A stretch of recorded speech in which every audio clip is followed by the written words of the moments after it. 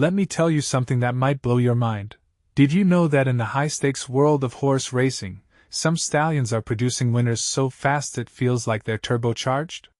We're talking about freshman sires, the new kids on the block who are absolutely dominating the track right now. And here's the kicker, not only are these young studs winning, but they're doing it with a level of precocity that's making seasoned breeders sit up and take notice. I mean, think about it.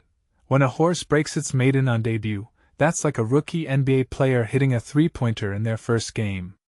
It's rare, but when it happens multiple times in a week, that's a seismic shift in the industry. Take Golden Pal, for instance. This guy isn't just leading the pack, he's outpacing everyone with a 21.6% win rate. But what's even more fascinating is the sheer volume of talent emerging from his bloodline. I've been following this closely, and it's not just about numbers. There's a cultural shift happening here. Breeders are starting to realize that traditional breeding practices might be outdated. Golden Pal's success isn't just about genetics, it's about how these horses are being trained, conditioned, and raced from day one.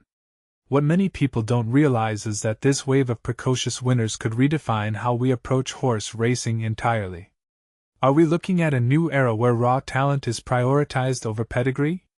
That's a question worth pondering. And then there's the underdog story of the week, Highly Motivated. This sire climbed to third place with 8 wins from 29 starters. But here's what's wild. He's not just winning, he's doing it with horses that are breaking their maidens on debut. That's not just luck, it's a calculated risk by trainers who've figured out how to harness this new generation's energy. I've seen this pattern before in sports. When a new technique or strategy emerges, it's the underdogs who often adapt fastest. Could this be the same here? I think so. Trainers like Stacey Rushton and Jose D'Angelo are clearly ahead of the curve, and their success with Highly Motivated's offspring is a testament to that. It raises a deeper question. Are we witnessing the rise of a new training philosophy that values agility and adaptability over brute strength? But let's not forget the chaos factor. Sires like Cyberknife and Aloha West are adding to the mix, each with their own debut winners. Cyberknife, Cyber Spy at Colonial Downs and Striped Show at Ellis Park? Those aren't just names, they're symbols of a growing trend. What makes this really interesting is the diversity of winners.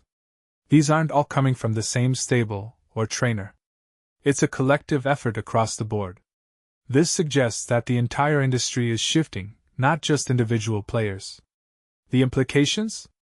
We might see a democratization of success in horse racing, where talent isn't confined to a few elite stables but spreads out like wildfire. And if you take a step back and think about it, the upcoming races are just the tip of the iceberg. Saturday's Race 9 at Ellis Park and Sunday's Gulfstream Park showdown are going to be epic. With 7 different freshman-sired runners in one race alone, it's like a mini-Olympics of horse racing. The odds listed here, 3-1, 5-2, 12-1, are just numbers, but they represent a gamble on the future. Personally, I think this is the most exciting time to be a horse racing fan in decades.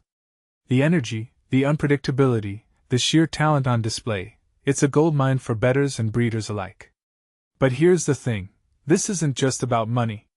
It's about legacy.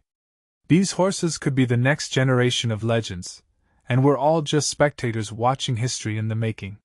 So, what do you think? Is this the start of a new golden age for horse racing, or are we just seeing a temporary surge?